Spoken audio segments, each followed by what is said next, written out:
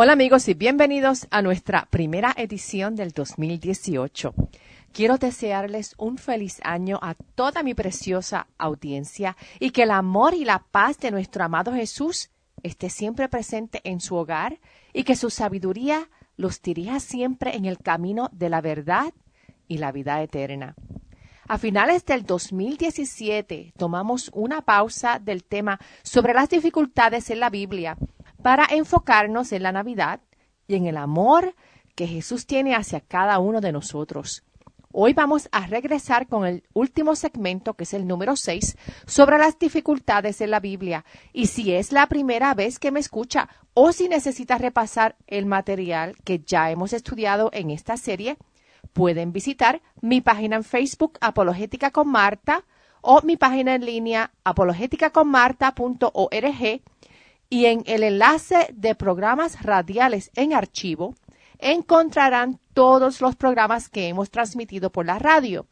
De hecho, van a encontrar los programas por año o por tema, el cual los va a ayudar muchísimo si están haciendo un estudio en temas más específicos. Las premisas de esta serie sobre las dificultades en la Biblia se basa en las premisas de que Dios no puede cometer errores y que la Biblia es la palabra de Dios. Por lo tanto, podemos llegar a la conclusión de que la Biblia, en lo que enseña en sus documentos originales, no puede errar.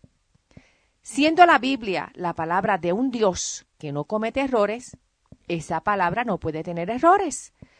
En los segmentos 1 al 5 de esta serie estudiamos los primeros 14 errores que cometen los críticos de la Biblia en la interpretación de la misma. Hoy vamos a continuar con el error 15 hasta el último, que es el 17. Y el error número 15 que cometen los críticos de la Biblia es bien importante, y es el de olvidarse que solamente el texto o el manuscrito original no contiene errores. Fíjate que no todas las copias de las Escrituras son perfectas. Este error es frecuente entre los críticos de la Biblia. Cuando los críticos encuentran un error genuino en una copia, como dije, copia de un manuscrito, ellos cometen un error terrible, y es que ellos asumen que ese error que encontraron en la copia está en el texto original de las Escrituras inspirada por Dios. Ellos se olvidan que Dios solamente, básicamente, escribió el texto original de las Escrituras y no las copias. Por lo tanto, solamente el texto o los manuscritos originales son perfectos. La inspiración no garantiza que cada copia del original no tenga algún error. Por lo tanto, podemos esperar encontrar algunos errores menores en las copias de los manuscritos. Ahora, en el momento que nos encontramos con un supuesto error, debemos asumir lo mismo que asumió San Agustín, y esto es asumir una de dos cosas. O asumimos que el manuscrito no fue copiado correctamente, o asumimos que somos nosotros los que no comprendemos correctamente. Lo que no podemos asumir es que Dios cometió un error cuando fue Él mismo quien inspiró el contenido del texto original. Tenemos unas buenas copias de las Escrituras en hebreo y en griego que son muy buenas y nos ayudan a las traducciones del texto a otros idiomas. Sin embargo, algunas de esas copias contienen errores.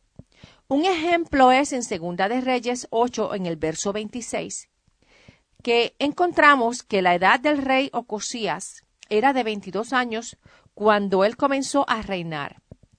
Sin embargo, si vamos a 2 de Crónicas, capítulo 22, en el verso 2, allí nos dice que Ocosías comenzó a reinar cuando tenía 42 años de edad.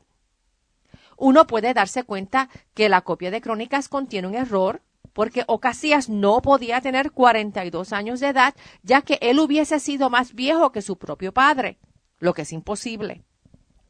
Obviamente, aquí uno llega a la conclusión que la persona que hizo esa copia de 2 de Crónicas 22, en el verso 2, cometió un error. Sin embargo, una copia no altera la perfección del manuscrito original. El manuscrito original no cambia. Es importante tener en cuenta que los errores sí ocurren. Son en las copias, no en el manuscrito original. De hecho, nadie ha encontrado un documento original con un error en él. Segundo, que los errores que encontramos son errores menores. A menudo son errores de cómo se deletrea un nombre o se da un número.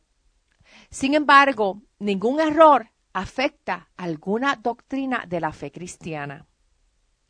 Tercero es que estos errores de los que hicieron las copias son relativamente pocos, como van a ver más adelante. Cuarto, que cuando nos fijamos en el contexto o cuando lo comparamos con otras escrituras, nos podemos dar cuenta en dónde radica el error de la copia. Un ejemplo es el de la edad de Ocasías, cuando él tomó el reino. Aplicando la lógica, sabemos que es imposible que Ocasías tenga más edad que su propio padre, por lo que es fácil reconocer que la copia de Segunda de Crónicas 22, verso 2, contiene el error en la edad. Y quinto, aun cuando existe un error en la copia, el mensaje completo puede salir a relucir sin problema y la validez del mensaje no cambia. Por ejemplo, si recibes un mensaje que dice X, en vez de la U hay una X, y dice X State ha ganado 10 millones en el concurso. Aun cuando hay un error en la primera letra de la primera palabra, que en este caso le pusieron una X en vez de una U, el mensaje completo se entiende y la persona espera muy pronto recibir 10 millones de dólares. Y si al día siguiente recibes el mismo mensaje, pero en vez de el error está en la U de usted, y ese error está en la letra que ocupa la S, o sea, usted estaría deletreado UXTED. Aún así, la persona puede leer el mensaje que lee, usted ha ganado 10 millones en el concurso. Estos tipos de errores en diferentes lugares en las copias nos lleva realmente a encontrar cuál fue el mensaje escrito en el manuscrito original. ¿Por qué? Porque si tienes unas copias que el error lo tiene en la U de usted, pero la S está bien, pero que en otras copias el error lo contiene en la S de usted, pero la U está bien, cuando los expertos en manuscritos los acumulan y comparan todas estas copias, pueden ver exactamente que todas las copias deberían correctamente decir usted en la oración. Cuando existen muchas copias que se pueden comparar, se hace fácil detectar cuál es la copia que tiene el error. Por lo tanto, aunque un escriba cometa un error en una copia, no todos los escribas cometen el mismo error en su copia. Diferentes escribas cometen errores en diferentes lugares, que al compararse una copia con la otra, se puede captar en dónde está el error y esto no afecta el mensaje básico de la Biblia. Por lo tanto, podemos llegar a la conclusión de que la Biblia que tenemos, que son copias del original, no es perfecta porque no es el original, es una copia. Sin embargo, esas copias sí nos dan la verdad completa de la palabra original de Dios.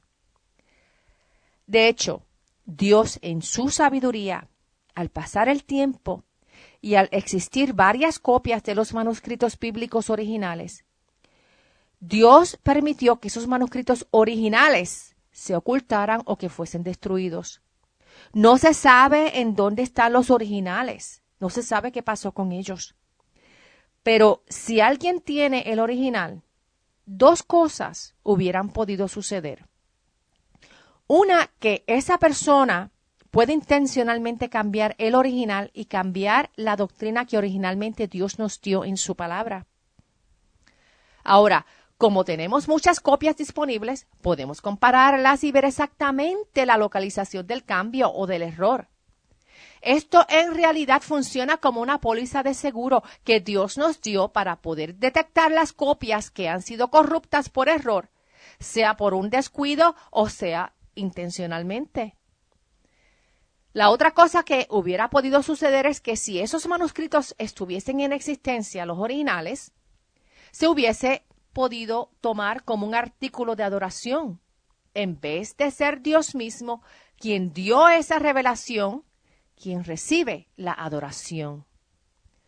Aunque la Biblia es la palabra de Dios, no se le debe rendir culto a la Biblia, sino a Dios, quien es la persona que nos escribió el contenido en la Biblia mediante la inspiración del Espíritu Santo. El error número 16 que cometen los críticos de la Biblia es el de confundir las declaraciones generales con las declaraciones universales. Estos críticos toman versos que nos ofrecen unas verdades generales y luego utilizan las excepciones como marcas de un error. O sea, se han olvidado que declaraciones generales son solo eso, generales. Toma por ejemplo el libro de Proverbios. La naturaleza de los proverbios es el de ofrecernos una guía general y no es una seguranza universal. Los proverbios son unas reglas para la vida, pero en esas reglas existen excepciones. Veamos el caso de Proverbios 16, verso 7, que dice: Si el Señor aprueba los caminos del hombre, hasta sus enemigos hacen la paz con él. Obviamente esto no aplica universalmente, ya que uno puede contar con tener enemigos aunque uno tenga paz con el Señor y una buena relación con el Señor. Si vamos a Hechos 14, en el verso 19, vemos que el apóstol Pablo había sido aprobado por Dios, pero sus enemigos no hicieron la paz, sino que lo apedrearon en la ciudad de Listra, que casi lo dejan muerto.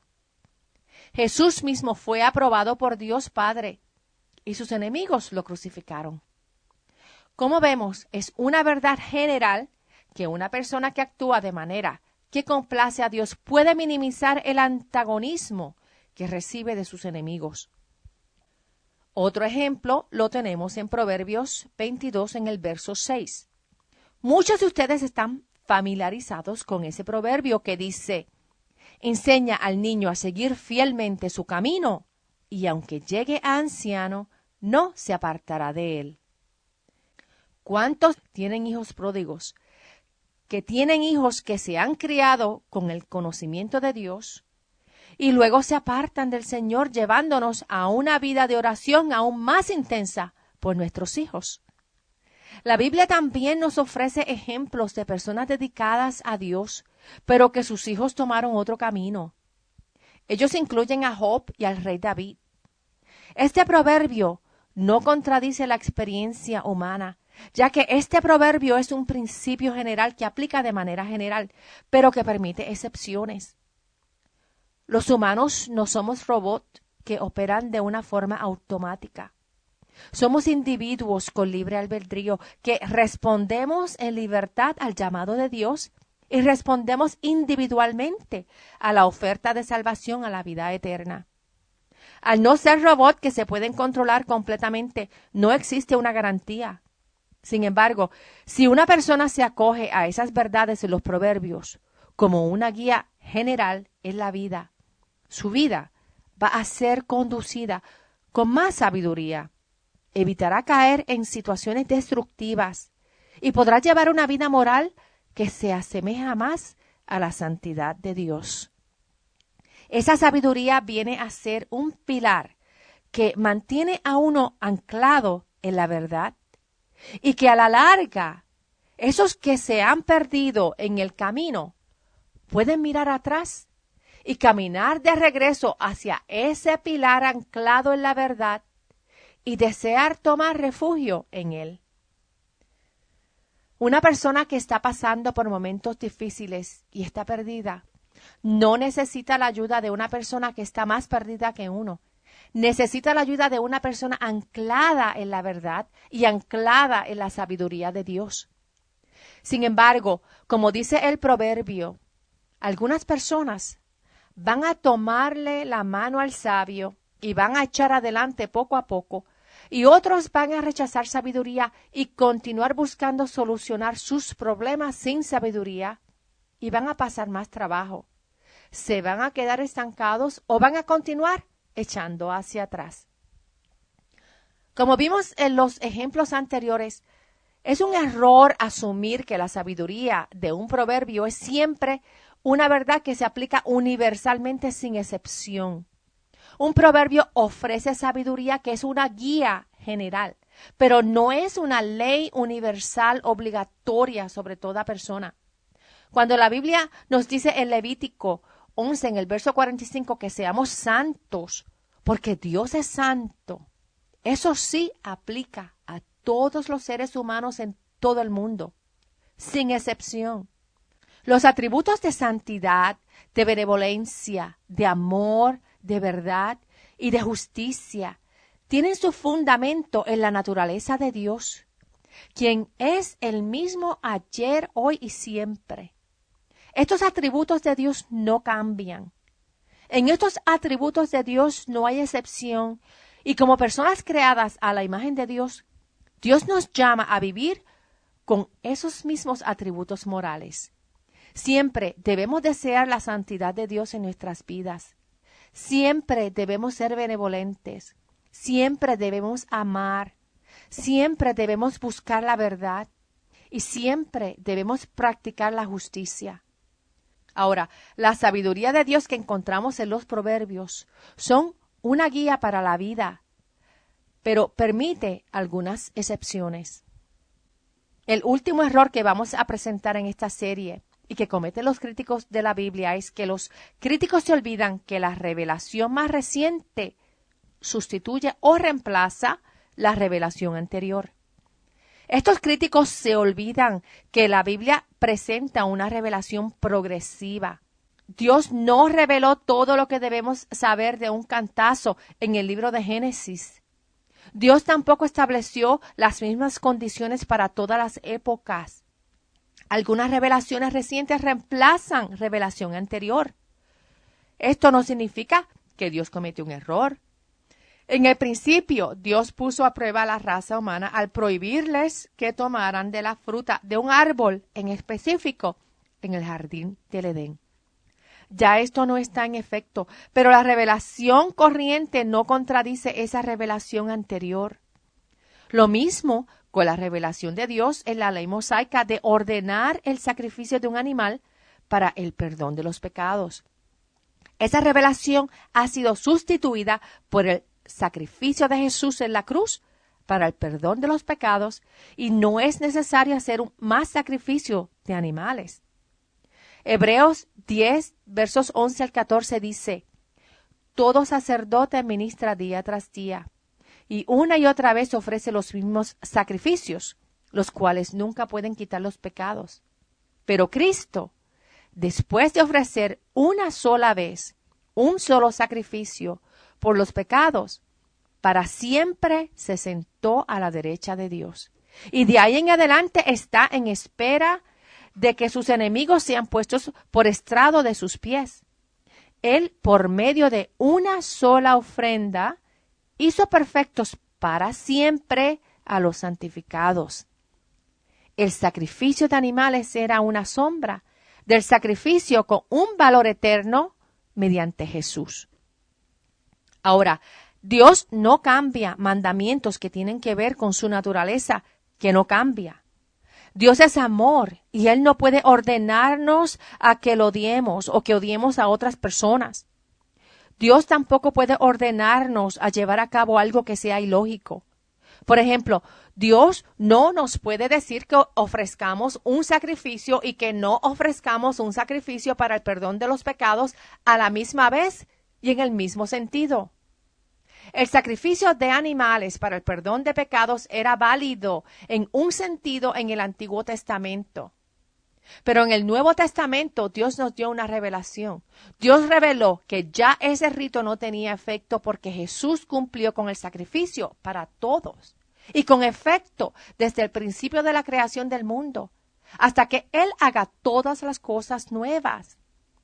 Las personas tienen la libertad de aceptar y recibir ese regalo gratuito de Dios mediante Jesús para el perdón de pecados. Y toda persona tiene también la libertad de rechazarlo si así lo desea.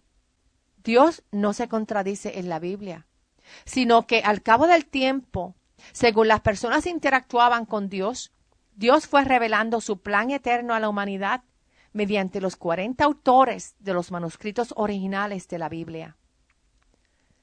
La Biblia nos ofrece información sobre el comienzo del universo y de la humanidad. Nos habla de la existencia de Dios y de su amor eterno hacia todo ser humano. Como Padre eterno e ilimitado en poder, en conocimiento y en existencia, Él ha revelado su plan para la humanidad. Un plan que incluye una vida eterna con Él para todo aquel que le busca y que desea recibir ese perdón de pecados que solo se puede recibir mediante el sacrificio de Jesús en la cruz. Dios cierra su revelación con unas promesas de lo que va a suceder en el futuro. Jesús nos habló de su reino y nos invitó a su reino. Solo Jesús tiene el poder de recibirnos en su reino, nadie más. Apocalipsis cerró con nuestra futura historia, una historia llena de gozo, llena de paz, llena de armonía, en donde no habrá más llanto, ni dolor, ni hambre, ni pobreza, ni guerras, ni angustias, porque todas las cosas serán hechas nuevas y podremos disfrutar ante la presencia de Dios, el único creador de todo el universo, de todo lo que existe. Podemos disfrutar ante Él toda su gloria, todo su amor, toda su paz y toda su benevolencia por siempre, por toda la eternidad. En este año 2018 que está comenzando, te invito a que si no le has entregado tu vida a Jesús, te invito a que leas su palabra en la Biblia para que veas cuánto Él te ama, que dio su vida por ti para perdonarte de tus pecados y ofrecerte una resurrección a la vida eterna. Haz de este año el mejor año de tu vida, caminando al lado del único Dios que existe desde la eternidad y por la eternidad. Jesús te ama y Él nunca va a dejar de amarte. También quiero dejarles saber que ya el Museo de la Biblia está abierto en Washington, D.C., así que si tienen la oportunidad de visitarlo, no se lo pierdan, pues es un museo muy educativo que ofrece mucha información sobre la Biblia. Muy pronto voy a poner un enlace en mi página en línea que los lleva a obtener mucha más información sobre el Museo de la Biblia en Washington, D.C. Quiero recordarles que visiten mi página en línea apologeticaconmarta.org o mi página en Facebook, Apologética con Marta. Y si tienen alguna pregunta o comentario, me pueden llamar al 404-483-4132. Es 404-483-4132. Que Dios los bendiga siempre y hasta el próximo programa. Chao.